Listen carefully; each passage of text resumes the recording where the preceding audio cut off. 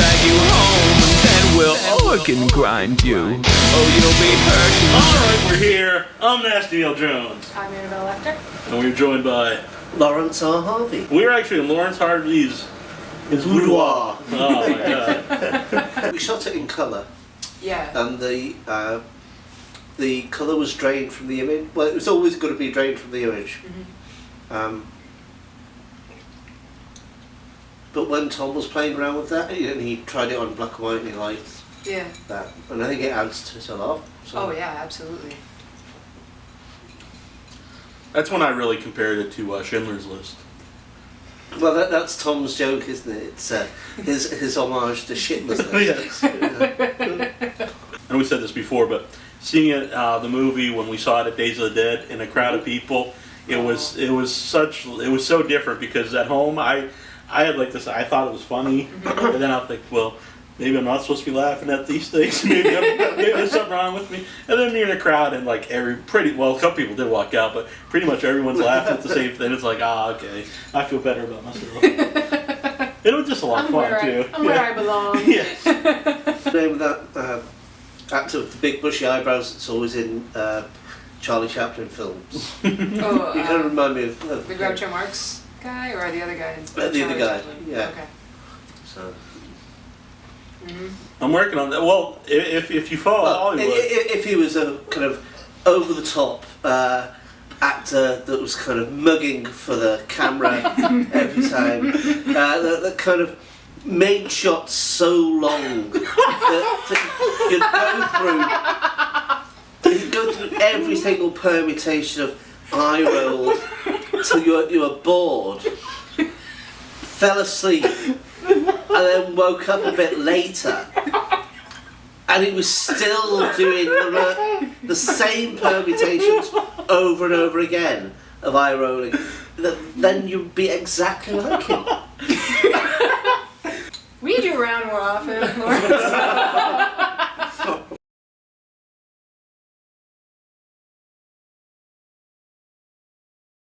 Human Centipede found you, or you found Human Centipede? I believe that they found you. Mm-hmm.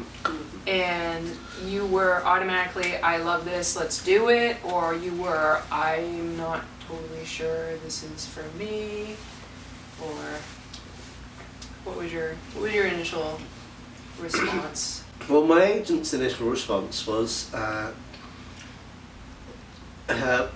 he thought it was a porn film, so he turned it down.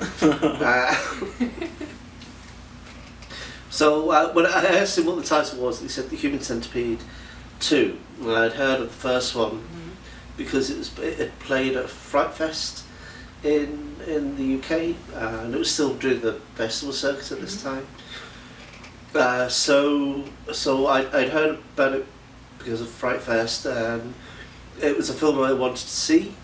And so for the casting and the crew kind of interviews, Tom and Alona hired a screening room and were showing it to people that they were talking to. So I thought, well, I'll go to the casting because I'll get a sit. right. So, you know, I'm a cheapskate. Free is good. So yeah, it was a film I wanted to see, and it was free, and they wanted to see me for the lead role, which I thought I'd never get. Then when I saw the first film, liked it, and met up with Tom and Alona, and we got on like a house on fire. So, now I've got hiccups. Sorry. So yeah, we got on like a house on fire, and apparently he'd seen 7 people before me, and not sort of really. He thought they were all wrong, and then when we met, we just clicked. So it was, yeah. I know when I interviewed Dieter, he said that Tom seeked him out too.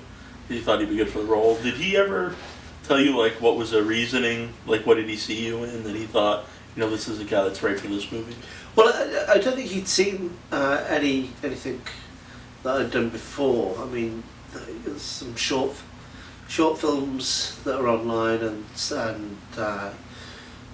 but I don't think Tom's a big fan of British children's shows Yes. of the mid-90s, or a couple of adverts I've done have been on in Holland, but I don't think he'd seen it. So I think it was literally just he was looking for somebody physically the opposite of Dieter, but also looking for somebody that had a presence that looked good on camera. So yeah. Did you see like headshots, or did you send in? Well, I think Tom had gone to get a list of 8 names. He'd gone through Spotlight looking for people that looked right and were kind of. Spotlight's the actors directory in the UK, so and you can do that online kind of thing. So I guess he was looking at actors under 5'8" kind of thing. So and looking for faces that looked good. I mean, I think all the faces of the actors in Human Centipede 2, I think Tom chose because of their faces. And everyone's got a very, very kind of distinctive that's true. Yeah, characteristic. Even the the priest, or the is he a priest, or he's like a psychologist, or The psychologist. the doctor. And but even the girl clubbers and stuff, they're kind of beautiful but kind of quirky. So that's what. I think Tom just was casting off headshots on. Since the movie really had no dialogue, well, it had no dialogue for you. Did it originally have no dialogue, or was there any dialogue for you? I had. I said 2 words at the end. Yeah. That's what we shot, and then the endings changed. So yeah. Well, wait. I was going to ask you about when. I think it's really interesting that if he was looking through headshots of you, I'm assuming you have like the nice portrait. Because you seem, to look at you, you seem like this really sweet, nice guy, and that he could see in you this possibility that you could be this character. I think that's absolutely fascinating, that he could see that potential. I would assume he's not looking at pictures of you, looking like a crazed man. Well, I think he saw my passport photo, which was obviously I'm a serial killer.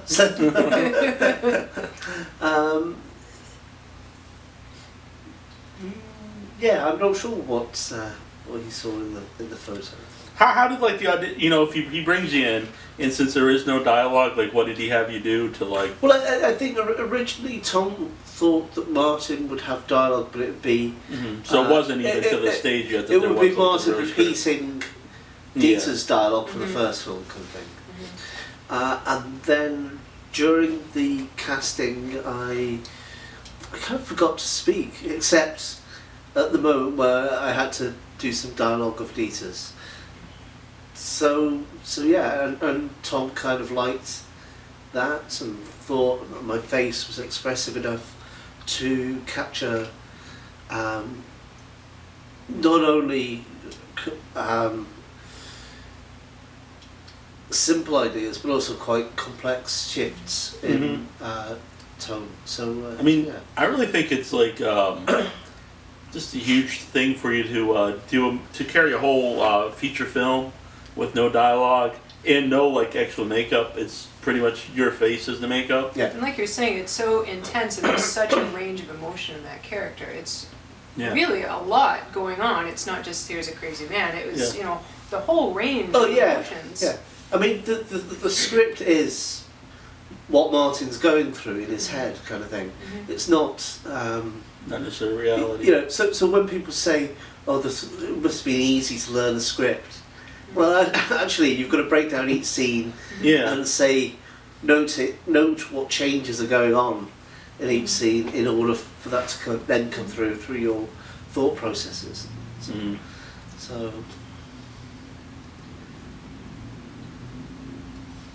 How was it? Because I'm sure you haven't had. Wait, was that a silent putting you on the spot moment? Maybe. I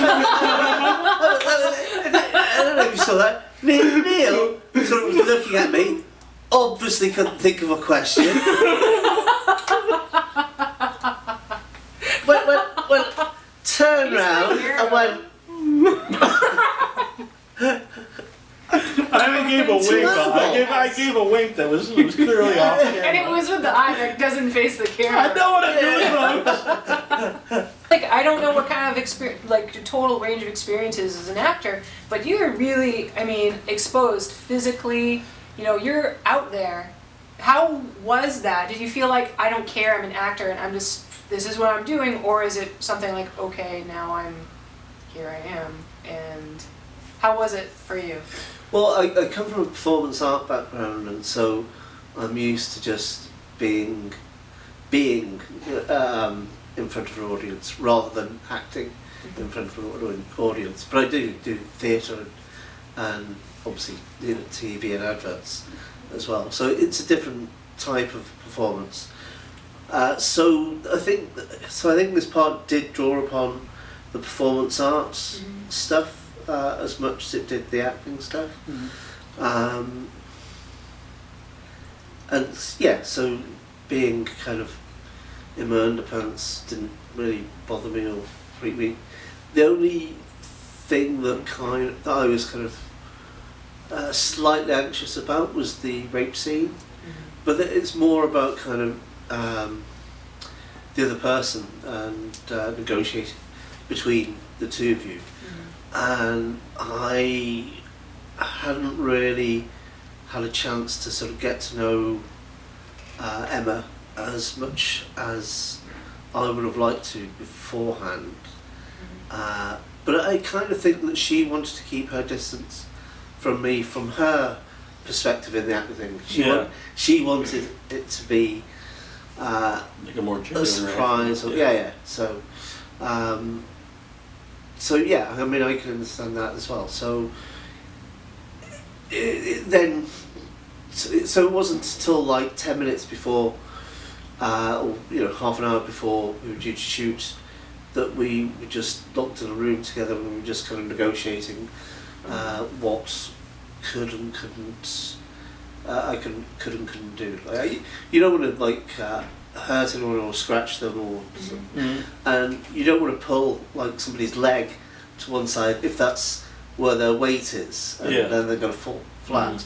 So you've got to kind of negotiate those kind of things. When did you like realize that you had like this ability to really showcase like your acting ability with your face and your eye movements? I mean, I can. Huh? I've learned everything. All the skills that you saw in the letter was all learned from you. Damn. Shit. I guess I've created a monster. But that would just be hamming up. But really, I thought you did an excellent performance. And how do you even? You said earlier, like you would think what's going through the guy's mind and the changes and stuff. But did you Did you do that each time you're on scene, or did you read the script and keep keep thinking about what you're going to do? Did you look in the mirror and like practice eye movements and facial expression? No, you don't look in the mirror and practice eye movements. I was wondering. You just break down each scene as to what Martin's thought processes are, and to kind of follow that through. Like, I mean, I sort of see Martin as seeing Dr. Heiter as a father figure, and a lot of the action is around father figures in Martin's life. Like his actual father's in prison for abusing him, and because I play two parts in the film. Oh. I play the father as well. Do you do that voice of the father? Or is it someone else? No, that's me, yeah. Oh, really? It is, okay. Yeah. I know you told me this, and we didn't have a camera, it was just one time I was talking to you, but like the picture of your father, it's like a mix of a bunch of like real life pedophiles. Yeah, it's a mix of different pedophiles and different serial killers. Yeah. Wow. So, yeah. And that's just a little part that no one would really know if they weren't. Yeah. But it's just something that's really interesting. Now, is that something that Tom decided to do? Because I see him as being a very artistic person. And so is that sort of for himself, I'm going to put this out there and make this picture? Because really no one seeing it would know that. Yeah. It was purely for Tom's own little kind of interest. So. Yeah. Do you think that was really because the movie is really about someone who would watch Human Centipede, the movie that he made, Yeah. and would go out and try to reenact these things, even if it's in his head or not, depending how you like interpret the end. Do you think that was like really kind of ballsy of him to do? Because it's kind of like saying my movie that I made could influence someone to do something terrible. No, I think it says the opposite. Really? I think it says if you're going to copy a movie, don't be so fucking ridiculously stupid that you copy a film like The Human Centipede. I think that's what the whole film is. Yeah. You got it wrong. Okay. No, I think the first Human Centipede film is kind of about the tropes of the horror film, and so it kind of really plays on that kind of, get lost in the forest. Yeah, there's the whole beginning is like really cliche. Yeah, and then yeah. it's totally. It But really is kind of a mad even scientist through- movie, to be honest. It is, yeah. But even like towards the end, when one of them escapes, but she then stops. She can get away. Yeah. But she stops and then goes, "No, I'll go back for my friends," Right. kind of thing. And I think those are the kind of things that make no sense in horror films anyway. But I think Tom just wants to make that look more ridiculous Yeah. in the first one. So I think the first one's got that level of satire or spoof of horror films, whereas the second one is more a kind of satire on the tabloid reaction to horror films. So when people say, "Oh, it's got no plot," or it's just nothing. I saw a lot of critics that even said like it's just a big F you to horror fans. I saw a lot of people say that like exact quote. That the ending is just a big, and I didn't really understand that, but I've seen people say that. Yeah, I don't understand that. I think it's more about that kind of tabloid, simplistic cause and effect argument that's. That if you watch something and you're gonna go do it, and it's kind of making fun of that notion. Yeah, it is. It's absolutely making fun of that notion, and so it should. I would say it's in support of horror fans. Yeah. Rather than a big FU to them. Yeah. So, when did you realize that? Because I don't think it was right away that fans really took to the movie. Was it a little while before like fans really were into it? well, I think what happened was because the release was just in kind of like a few kind of art house cinemas. I think there's only about 18 cinemas initially showing it, and that was kind of midnight shows at weekends because it is a midnight film. It's not a it's not a regular kind of mainstream horror, I think. So, so yeah, people were kind of. Do you think the fact too that it was banned in UK originally was banned that there were no cuts, you couldn't even make it, that they would show it? Do you think that actually in fact helped the movie? No. No? No, not at all. You really? Yeah.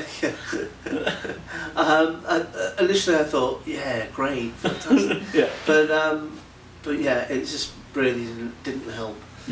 What it did was it led to Australia had already passed it uncut, but after that BBFC, not just the decision, but they put out a press release which was kind of personally attacking Tom and saying how and offering an opinion about the worthwhileness of these films, and that's more kind of reviewer's job rather than an examining board's job, I think. So, and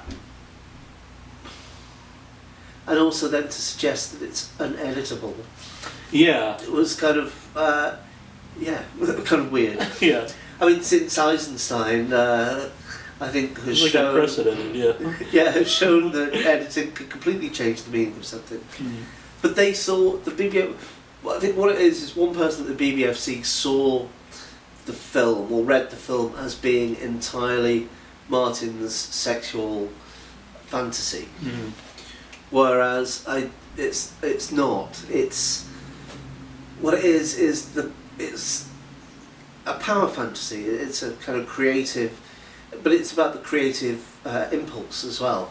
I see Martin as being akin to a sculptor or something, and there is a power in that kind of creative act. And I think, and also because Martin's looking for a powerful father figure, not like the one that abused him, and not like the kind of whiny and abusive father figure that his mother's trying to set up, the doctor. So Martin's looking for a strong father figure, like Dr. Heiter. Yeah, who would empower him and make him more powerful. Exactly. Instead of being like the doctor and make him feel weak. Yeah. So, which is why Martin, in my mind, which is why Martin decides to recreate Heiter's experiment.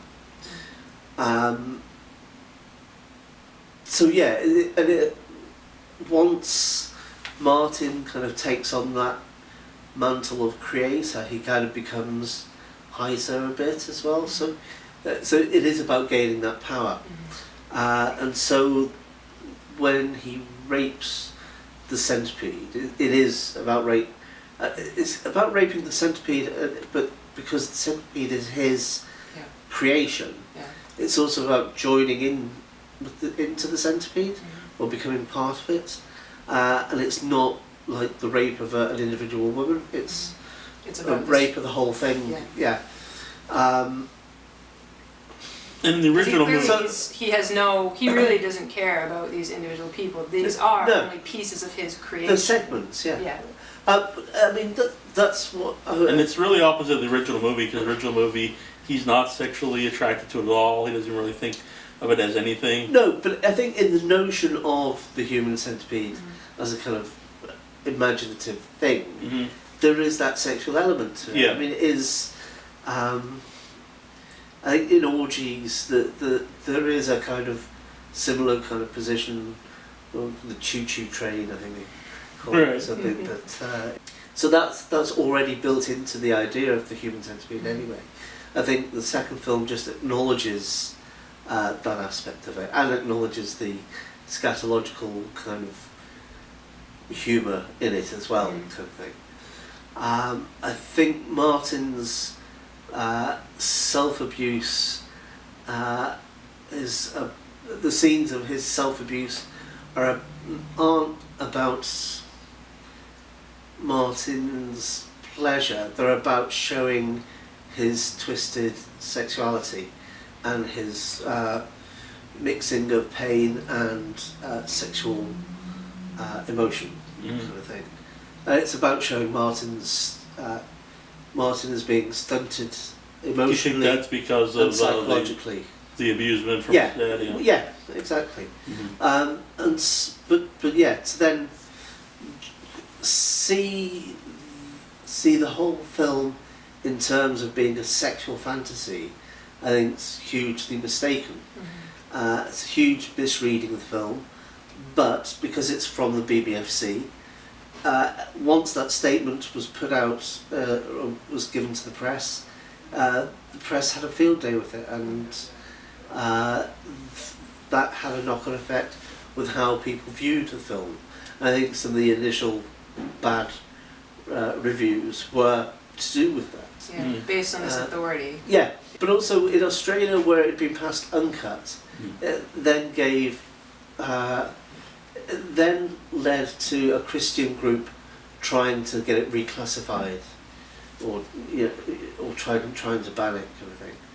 So just not even in England, but I know like the reviews in America. I read Ebert's review, and honestly, like, I don't want to say anything bad about him because there's a lot of physical problems lately, but it really didn't seem like there's a few mental problems, I think. Yeah, it seemed like he didn't even. I mean, he's really considered an icon of critics. I mean, he's the guy you think of, and a lot of people will if he doesn't like this movie, you're not going to see where. But I read his review, and it's really like he didn't even see the movie. Yeah, and he didn't understand just like real basic stuff about the movie. Well, he gave the first film 1 star. He gave it. He said you couldn't even rate it. Oh right, okay. It was unrateable. Well, okay. Yeah. Well, he wanted to kind of out. I know that he wanted to outdo Yeah. that, Mhm. the review for the first one with this That's, second one. that's funny. It's almost like he was making his own hype. Yeah, Yeah. yeah. It's more of Yeah. a publicity stunt for himself. Yeah, I talked In about him on the fact- show because In he's fact, and in front. That's amazing. so What is on the it? back of the Yeah. You should read Australian it. Just said, Yeah. shirt. I'll read it take you again. know. Yeah. Okay. An affront to any notion, however remote, of human decency. Roger Ebert. I mean, even the basic stuff, though. I said this. I've told this to you. I don't know if I ever told it to you. That he didn't even understand because he said the actress. He said that the character shows up with no like Oh, scars. no from the scars first movie. or no like. Yeah. And it's like, first of all, that character died. And anybody, I mean, even if you're just a simpleton, you understand that she's playing the actress of Yeah. the movie, not the character. So he didn't even understand the basic just storytelling of the movie. Yeah. Now, do you feel like it's very frustrating to have those kinds of responses, or at this point she just has fun with it? Yeah. No, it's frustrating. Yeah. Yeah. There has to be something when you're an actor out there and But someone says so. well, also Roger Ebert sort of took a dig at me personally by saying, he did. Yeah. Laurence Harvey claims to be a performance artist, but I've googled his name. Obviously, Google is The end all be all. Yeah. well, it's the be all and end all of British performance art because it is so in depth Yeah. about everything. Yeah. It could be no other name you've used. It could, But but also there isn't much performance art on. yeah, on Google. On Right. Google, That's yeah, kind so- of the whole basis of it. Yeah, so. And he even went further from that because I'm sure you've read it, but he's basically saying he thought you were like a mentally handicapped person that they just put in the movie. Which could be Well- that you can take it as a compliment that he thought Yeah, you no, were no, so good that he Your thought acting was so convincing. Well, he wasn't the only reviewer to sort of. Yeah. But I mean, he's really the icon of movie, even if you like him or not, it's a name, But that's the one thing, Yeah. if you see one guy who's biased and clearly hasn't seen the movie, Yeah. but then to see it over and over. And it is such a great performance, and it's really quite brilliant. Yeah. And to see people I think just I think be, you have to see more take than their once own to- biases and not be able to see Yeah. it for what's actually It's really not happening. because we're in here talking to you. I mean, we've talked about this before, before we met you and stuff. I thought your performance in it was like so amazing because you have no lines and it's all really done with just facial expressions. So that's just a Body big compliment posturing, for you. it's all very- Yeah, not just face, everything, Yeah. right? I know when I talked to you way back when you said that the difference between the first Dr. Heiter and Martin was the difference between a psychopath and And a sociopath. Yeah, you want to Yeah. talk about that at all? Well, a psychopath is, they are a single-minded person. They have really no emotions. They don't care about other people at all. They have their purpose and they go out and do it. And they usually function well enough in society where they can get away with having a high-profile job like being a well-known surgeon. Some can't, but a lot are able to.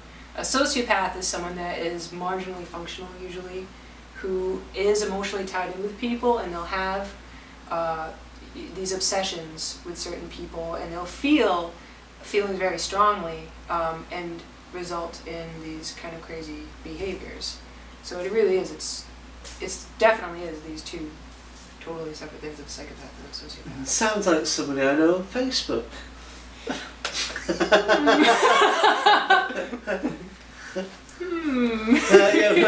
Moving on. Yes. We're gonna get killed. That's. I was thinking to say. Now I know Tom gets his Facebook page is frightening. Some of the things that people say on there about really threatening his life. Yeah. Have you had any of that kind of literal? You don't deserve to live, and I want to find you. I mean, some of that stuff, as we know, is very. I've had stuff like, why would you choose to do such a thing? I think you're disgusting, but no threats. No one ever talks about Alana. Ever. No. Never. So I'm really curious because I don't even know if I've seen pictures of her. She's really. Oh, you have, yeah.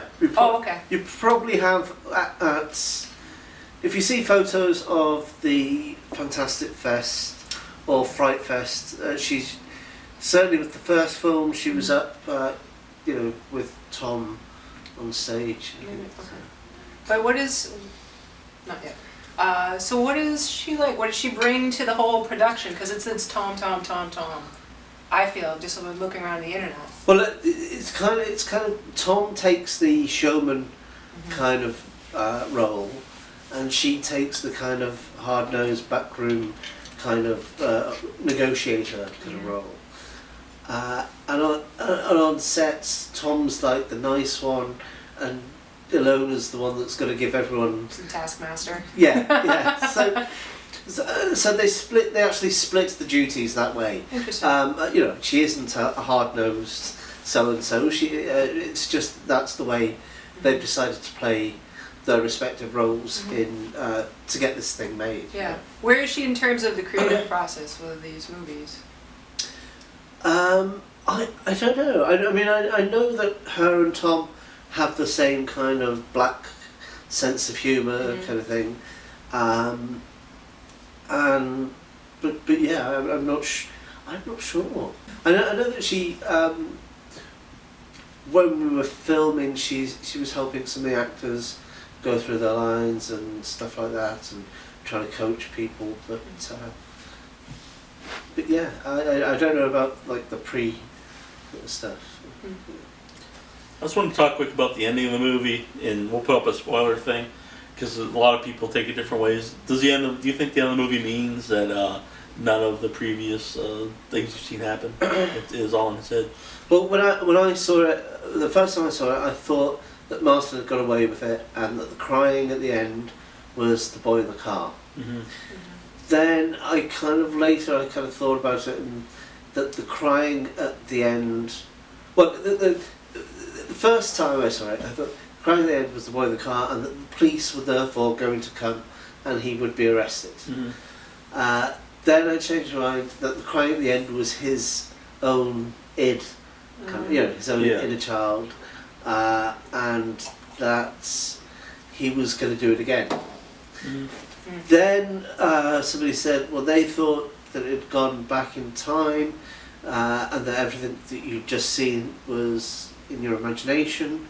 But then looking at the last shot, it's actually taken from a point where he's already got people either in the van or in the warehouse. So it's kind of like things have started to happen, then he's imagined what could go wrong, so now he knows what can go wrong, he's going to do it right, and it's still kind of in the process. Yeah. Don't you think that's the best kind of movie, though? It leaves it up to interpretation? Exactly. Yeah. And there's another interpretation where he dies from the centipede up his anus, and he as he's dying, he's going to his happy place, which was watching the film in his cubicle at work in the middle of the night. So I didn't even get until I was online reading it, that the end, that people thought it meant that the whole rest of the movie didn't happen. Yeah, I didn't pick that up at all. I think that's kind of lazy. Yeah, I think so too. Not. It's like just a real cop out. Like, oh, it's all a dream, But yeah, I don't think that was ever intended to be read that way. So when you saw the ending, you said that you thought about it two different ways. So you were not really sure when you did your acting how this was going to pan out. Well, it was a different ending that we filmed. That's right. And Tom changed it in the editing. I wonder if he planned that the whole time. Well, I think it's a stronger ending. Yeah. And I like the ambiguity. Yeah. So I don't want to say that it is any specific one of those readings. We've been watching a lot of older movies, and that's more like prevalent in older films where they leave it up to the audience. Well, certainly a lot of kind of 60s and 70s films, there's that kind of ambiguity, which I think it was more. They had more like they thought more of the audience that they could. Nowadays, it's more like we got to hit them over the head and explain every detail. Yeah, I hate resolution, that. like a storybook. Yeah.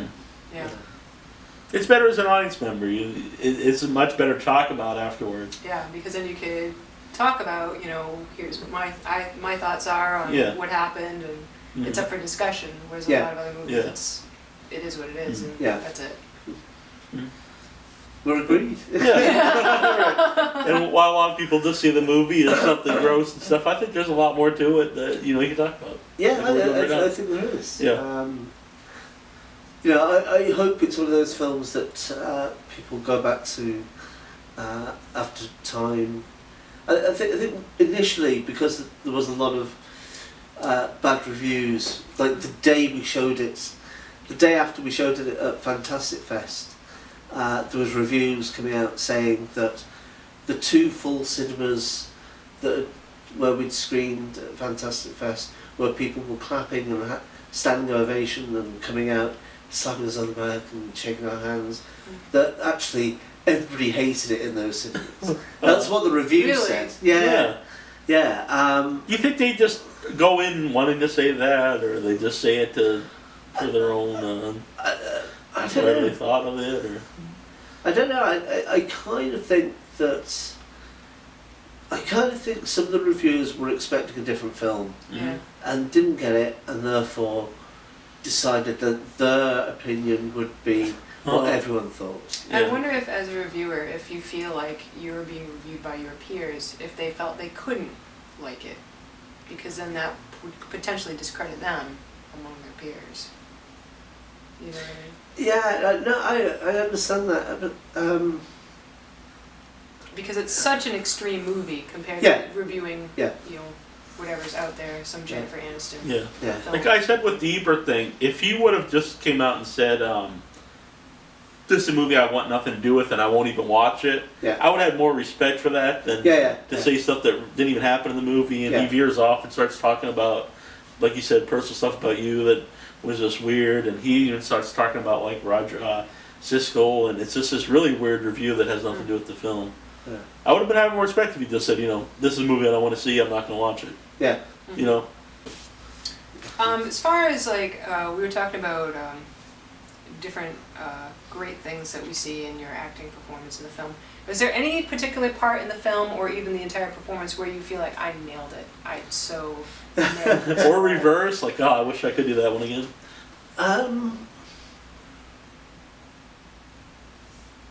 The part that I wish I could do again is the crying and squealing with the hooker as I follow her up the stairs. I just think it kind of sounds a bit off. I try to make some of like Martin, I see Martin as being not being kind of mentally subnormal, but actually it's about being emotionally underdeveloped and socially socially retarded kind of thing.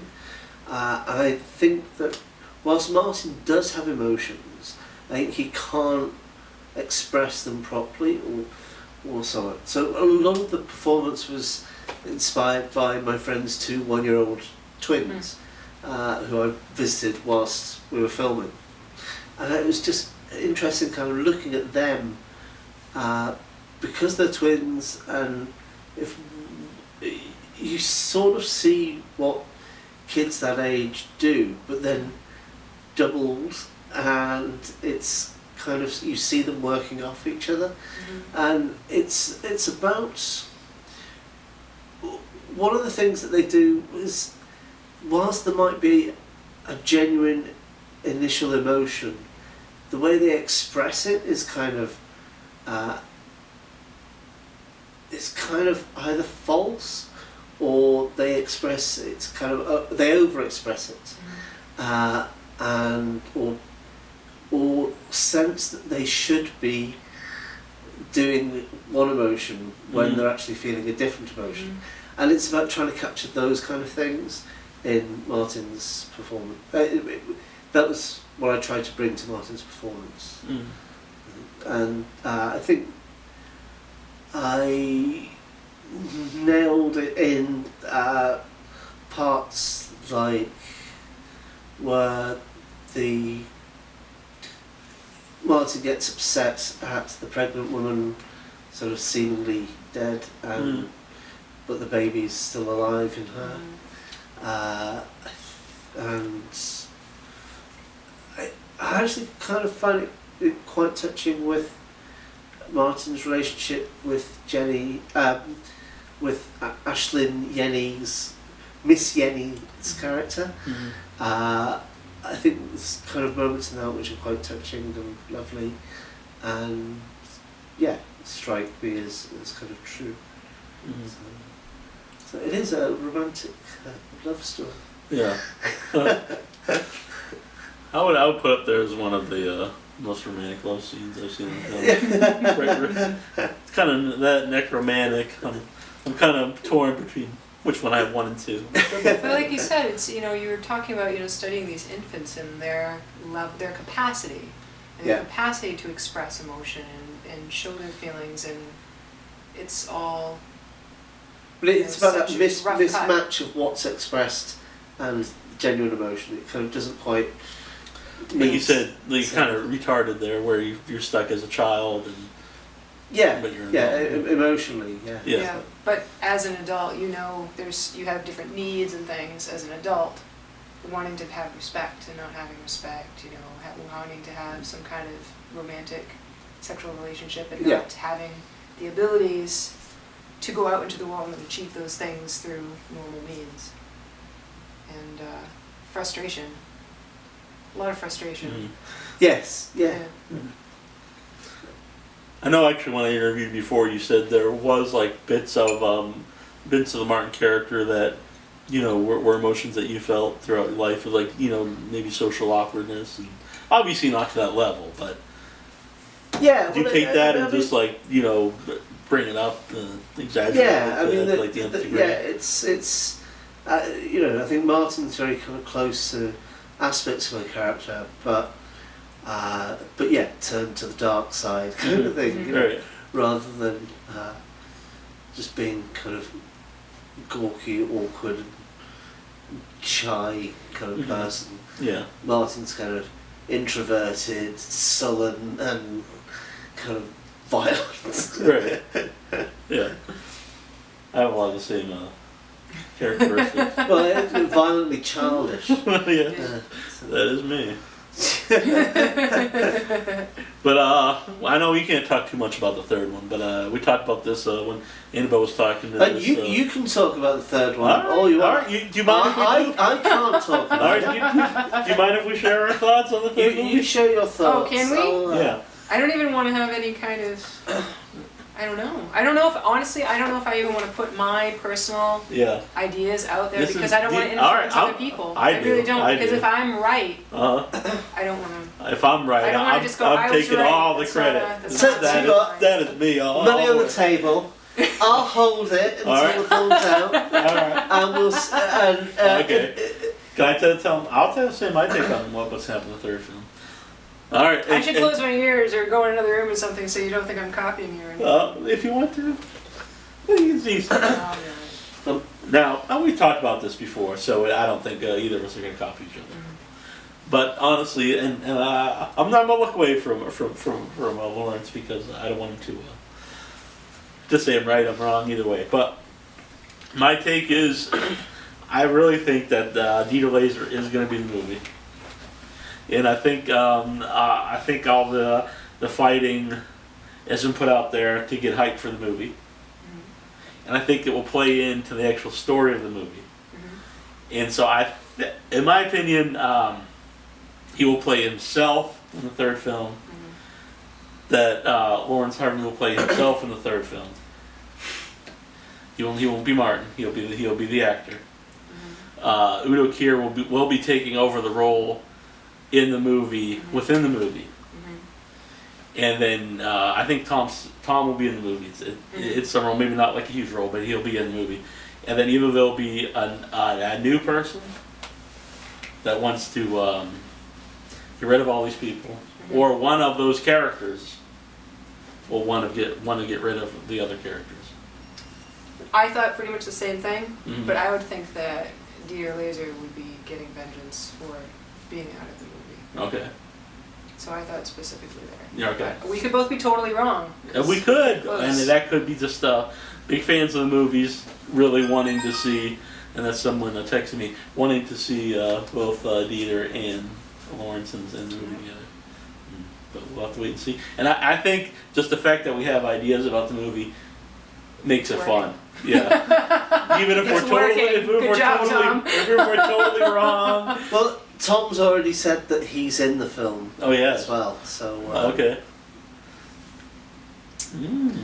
I don't know if you can give up all the locations. I know they filmed some of it down south. I heard that that's where it was going to be. For the part 3? Yeah. We haven't It's filmed going, it not yet. yet, but that there's going to be in some warmer climate Yes. of Yeah. America. Yeah, Argentina. Wow. Yeah. She doesn't know geography very well. That'd be pretty far. Yeah. Oh, I was kind of nervous. I saw the picture he posted recently of him in front of some elephants. Oh, yes, yeah. Wherever he possibly will. Trip to the Indian subcontinent. But I know we talked about this while she was off. I was waiting for her, and she was off for like 2 hours, and so I was just hanging out with you. Left me hanging for hours. But no, we know that the first movie ends where the second movie begins, and that the third movie is gonna begin where the second movie ends. What if the third film ends where the first movie begins?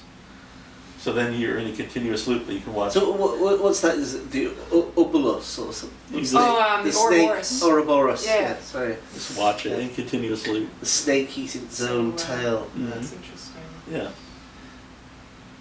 No, it's... I'll never talk to her again because she'll just watch it. It's not going to be an Ouroboros. Ouroboros. It's going to be a centipede. Okay. I like Supposedly that. I don't know how you could. person's I don't know how centipede. you could pull off my idea, but I'm going for it. But the 500-person pede does fascinate me. I do wonder if he's going to follow through. Because that is a huge, it's a huge statement. Mm-hmm. I don't think It's so. a big project. Yeah. Yeah, but are you going to let people down? Or is it going to play into, if our theory is sound, will that 500-person pede be interrupted because it's part of the plot to have that interrupted? It So probably never will. comes to fruition. I've always wondered this. What if one of the centipedes pukes? Would It's they? bad times. They would be forced to ingest their own vomit that It'll be was, vomited as an enema to the one in front. and then back. And then, I've never been more. Even Laurence Harvey is disgusted. I've never by been more. this idea. I've never been more sexually aroused than I am right now. Oh my god. I'm gonna have to You're a excuse terrible myself, man. people. You're a terrible man. You need Can to I go can over I there. can I use your Please, restroom? please, yes. Remove yourself. yeah, go. You're making us uncomfortable. Get out of here. Yeah. You're banished. Go. That's not the first time I've heard this, and it won't be the last. Well, Anything else you- in me and you and everyone we know, there's a pooping backwards and forwards forever and ever. I gotta make that. Let's make this next. No, Neal, no. I can do some eye movements. Oh, I'm sure. There's not much left, guys. If you want any. Do what you need to do. I don't want to take away from your evening. Yeah. You were running sober for like a week, weren't you? For a week. I know it's laughable to think you went for a week. I did 7 shows straight. Okay, so that's almost like a week. And Well, how many shows do you think I do? well, you do all kinds of shows. And he does a wrestling show, he does a horror show, he does his morning show. Have you heard he does a morning show now? Morning show. Oh yeah, it's a Yeah. morning show. Mm-hmm. Right, okay. Yeah, it's good times. He's got a lot of time. Would you What am I supposed not, to mean? not do a show? No, I don't do a show You should start in doing a mid-afternoon. brunch show. Can we like the hobbits have meals in a day? People gotta hear what I got to say. I want to say, guys. If you're familiar with the Fleshlight, the sex toy, the Fleshlight. The fleshlights? Yes. No? I mean, It's a really? sexual aid Uh huh. for people who are It's in need of a date and don't necessarily have one. it's like Please a, describe Oh, it. is it like a kind of it's like a rubber vagina. vaginal thing? Right. It's like Well, a you- flashlight shape. Yeah. I'm very fascinated by this because on so many levels, because the idea that it's supposed to like look like a flashlight, so you would hide it, I think is ridiculous. Because Put it under the cabinet. what if Yeah. what if the lights go out? Power goes out. Someone picks it up and they open it. They go and turn the light and it's just this rubber anus, you know. There's mouths. There's all kinds of things. But anyway, They should make one with a light in it. that's what I said. It would work on many levels. If it had a light in and it was a vagina, Yes. that'd be amazing. It would work on many Sales. levels because you put a light bulb in it. Not only does it you shoot get light, different fittings. it warms like, it up. One's a mouth, one's an anus, They Yes, do one's a have vagina, They have They them. have all one's an ear. kinds. Exactly. That's what I've been saying. They should get away from the regular things. You mean like What one's I'm really into an nostrils. armpit or an elbow nook Exactly. or You got to think outside the back box. of the knee. Yeah, we're on the same boat here. We can make a fortune. I thought of a human centipede one. Actually, why would you get a flashlight that was in the shape of a hand doing that? Just to do that. Yeah.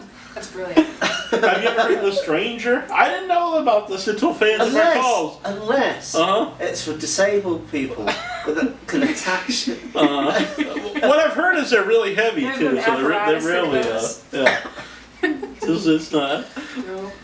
As far as I know, they're really heavy and they're never practical devices. But have you ever heard of this? I never heard of The Stranger until I until don't our know what the fans. stranger The is. Stranger? Yeah, I yeah. don't know. And this is really bizarre to me. I know. I don't know. The stranger. I'm People called thinking into of, our show and have told me this. Okay. And there's a lot Which of show young people was listening to the this? show This in your probably- head. in your Yeah, head. I figured it's probably not. They without say your you hand. hit It's up, in your head. you sit on your hand Oh yeah. until it's numb, so you have no Yeah. feeling in it. So then, Oh, yeah, but you know, when then you can go- you hold things? How can you hold anything if your hand? and it's like a string. I don't know. I think that's more bizarre than like that. You're so like homophobic that you think if you're Is that why if they you do masturbate, it? you're gay. I thought it was maybe just so it would feel like if someone else Wait, can. but it's all right to numb your arm in order to have a strange male hand masturbating you. So having a wank is gay, but having another hand, having Maybe to they paint pretend. the fingernails. That's what I do. I mean, Pretend that's it's what I've not a male heard. hand. Yes. Put like a little pearl. If you have noticed, one arm has less hair than the other. This is the stranger hand. It's more refined. There's less callus. Well, there'd probably be more calluses actually if it was the stranger. Oh yeah, you could actually just moisturise one hand. That'd be your stranger hand. That's the greatest show ever. But so the human said you would connect at least three, maybe more, who knows, of these devices in a row, and so And then you'd be going to It would town. be great if, like when you put megaphones together, if it amplified the sexual nature of the flashlights. I'm sure they're sick of me by now. They're like another email from this guy. But I'm always sending them ideas, but they never follow up. I'm we're sad. hoping to actually be like a dealer at cons. I But only if they have like a horror line. They have like They a do. vampire one. And They a have a new one. It's zombie. called. And it's sets. There's like the male flashlight and there's the female. They have dildos and whatnot. it's really frightening. I'm not even kidding. The zombie dildo's very frightening. It's a Yeah, they look red rotting rotten. flesh. You should just look What? It's an erect rot. She's got a bookmark. Do they I know, have I'll just any pull at it right the up. con? Yeah. Oh no, I don't. I honestly, because my former partner was not down with it, but I asked her about it. She was cool if I contacted them and they would do No, I it. thought that was hilarious. And I did right. get a reply from them. I wanted to have it at our booth in Chicago. That we would have the fleshlights at our booth. to be the exclusive dealer Yeah. of the monster flashlights So, at the conventions. I think that's hilarious. but they have a vampire one. They've got a zombie one, set, the Frankenstein, right? It's got zombie. bolts. They've got, and I forget what they call it, but it's basically Flashlight freaks. yes. They have the alien one, and it's blue like like yeah, it's Avatar. like Avatar. Right. They really have these too. It's right here. But yeah, they should go out of the box because everything's penis and vagina. They should have like vines and We the was talking about animals. vines the other day. Me. Vine. Was it Yeah. some vine raid? You're gonna That's so weird. Vine fetish. Yeah, Evil Dead. I thought I was strange, but nope. An early That's childhood why she likes me, so they make her polymorphously feel- perverse kind of encounter with wrapped vine leaves in a Greek restaurant. Okay, well, maybe I should zoom in. He I don't want doesn't you to need miss to out. zoom. I'm gonna put one rising up right in the video. It's disturbing. I am. Alright. Now, I think the first one's a zombie if one. you bought one of each, could you like? You make a set? Yeah. Or would you like... I don't know Make why a you chain. do that, but what, I don't what, think you can I don't know what because- like enjoyment you get out of it, but The thrill of creation. you have a three-way. My mind is so blown, I can't fathom the possibilities anymore. Can't wait till I get home. Oh, the blue one. He's making his orders.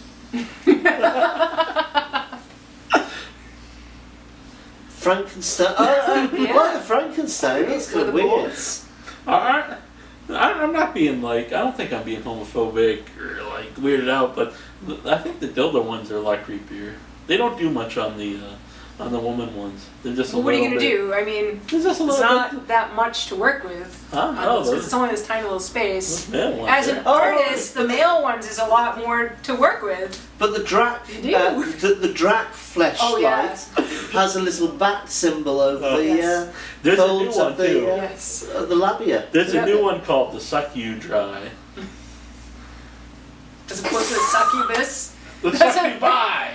So, which I think that's the plural actually, but don't get in the way of a good pun. It's almost like I'm like making these up. I They're know. almost like they're right Well, out of my it mind. should be one with teeth on though. Exactly, Oh, the yeah. teeth. The teeth. I brought You this don't up know on the what show. Yeah. I brought this up. You are my hero on many levels. But I brought this up. If I was down there right next to your table, or right next to your booth, Yeah. you get autographs, you get pictures of you right next to you. I'm selling the movie Teeth, Yeah. the teeth fleshlight, big Yeah. seller. Yeah. Yeah, you'd sign them. Be awesome.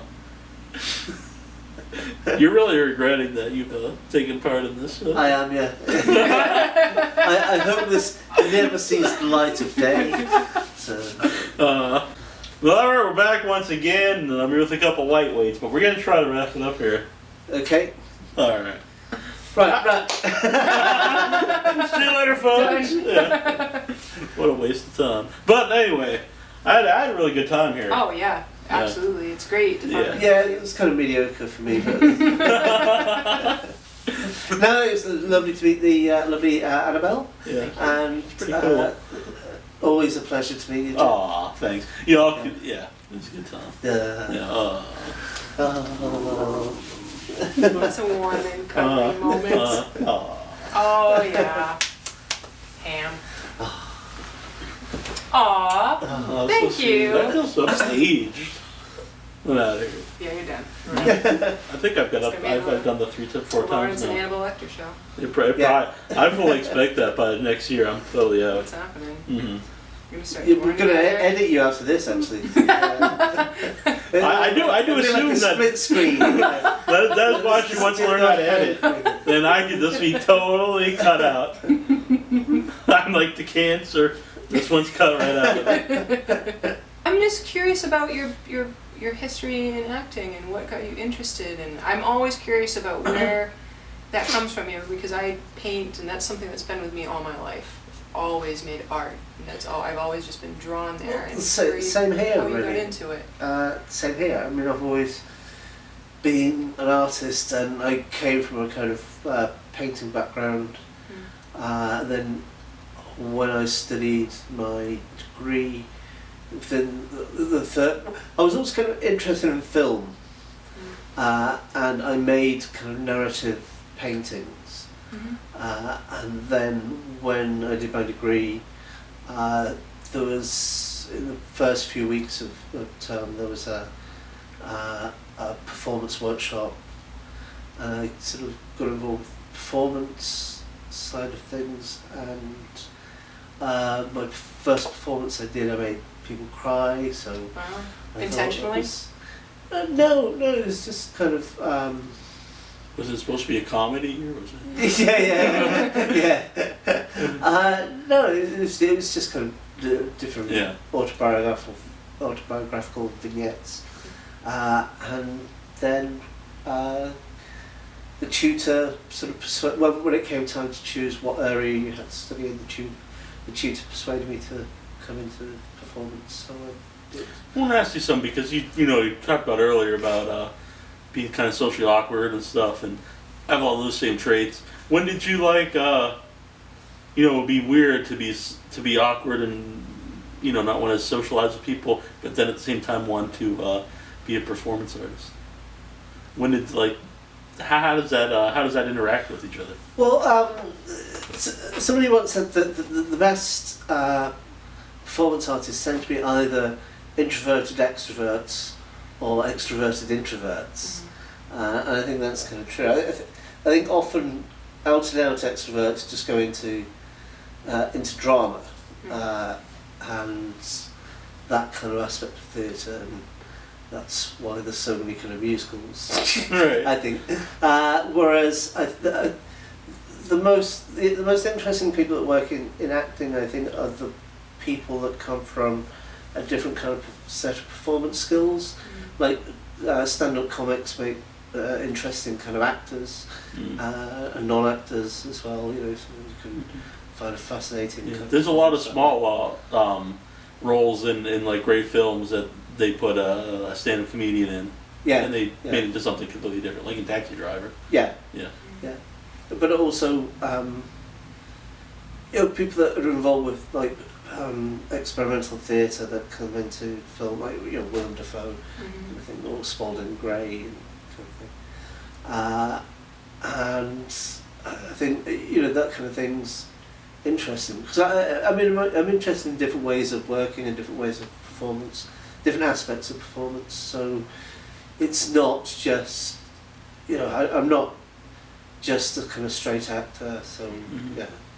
And I've, even as a performance artist, as well as doing my own stuff, I was interested in working for other people or in other people's work, just to see what their approach was. So I've been a member of a Bulgarian theatre company, I've been a member of a dance company, and obviously I moved into TV because an artist I was working with, Stephen Taylor Woodrow, who was famous in the 80s for doing the living paintings, and now now you see street guys doing the living statue things. This is kind of way before all that, but that's where that stuff has come from. It's come from his gallery shows, where there'd be 3 big paintings with a human person sort of attached with this kind of, and all the clothing was thick impasto paint kind of stuff. But that kind of travelled the world. It was in Philadelphia and LA and New York, I think. So yeah, so I got involved with him, and he started getting work in doing characters for children's TV in the UK. So I became involved with that. So, and then got an agent, and the rest is kind of history of stops and starts, really. Yeah. So. Had you hoped to get into film, or were you totally happy just doing what you were doing before? I was hoping to get into film, but I was originally, I kind of thought as a director or writer kind of thing, but then when I started doing TV, I kind of had hoped to get into film somehow, but I just kept getting lots of I've had like a couple of moments in my career where people have said, "Oh, it's really going to change for you now. You're going to go kind of major. Everything's going to go crazy for your life now," and it just hasn't happened. So third time lucky for me. So that's good. So. Mm-hmm. Would you like to continue in the horror genre? Would you like to, break out and do other things, or? Well, I'd like to do things that didn't necessarily see the Human Centipede as being a horror film. Mm-hmm. I saw it as a kind of black comedy or satire that had this kind of. I mean, Tom's influences are kind of a mix of horror films and European art house stuff, and I think certainly for this one, kind of experimental films. Mm-hmm. I mean, when I saw this Human Centipede 2 at the Cast and Crew screening, it made me think of things like Richard Kern's films and the Cinema of Transgression stuff, or the Kurt McDowell film that George Cukor wrote, Thundercrack, which is a great kind of experimental trash film. It's and that plays with like horror tropes. I mean, it's a kind of old dark house kind of story, but then there's these kind of hardcore sex bits in it as well. But it's played as this kind of mad melodramatic comedy all the way through. So yeah. I would be interested in doing more kind of off the wall stuff than just doing strictly horror. Yeah. Yeah. Than doing the next Saw franchises. Yeah. Do you get a lot of offers at these horror conventions, like on the independent level, or? Yeah. Basically, I'm always interested in seeing what people are going to offer, but I'm not necessarily going to jump at the chance to be in a lesbian vampire film. Yeah. So, Cross that off your list then. Yeah. Oh, if it's Annabelle, so I'll have to. Yeah, well, it would be something special. Especially if there was a silent scene with just. For some eyeball rolling. Yeah. Yes. But what about, you said writing and directing? Do you still have hopes that you could get into that? I don't know. I mean, I kind of think there's. I'll wait and see what happens. Really. Well, it really has been a great time. So. Yeah, it's been excellent. Mm. Really have enjoyed it. Yeah. I've enjoyed your company. Thank you. And hopefully you really mean that, and we'll see you again in the future. You won't avoid us. Yes. You change your number. Yeah. Great. All right. What can we really say on here? Good food. Good drinks. It's almost empty. Well, yeah. I mean, maybe I should have some of that before you leave. Tell me when.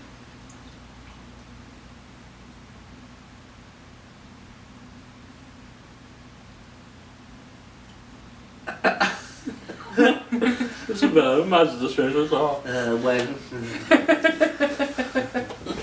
Bad I'm person. punch drunk. I can't even communicate. I'm just drunk. Yes. But good food, good drinks, good times.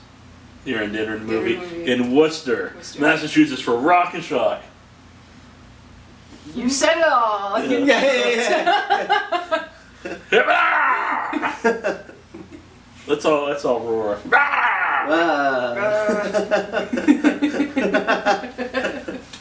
This isn't your wrestling one, you know? Get the fuck out of here.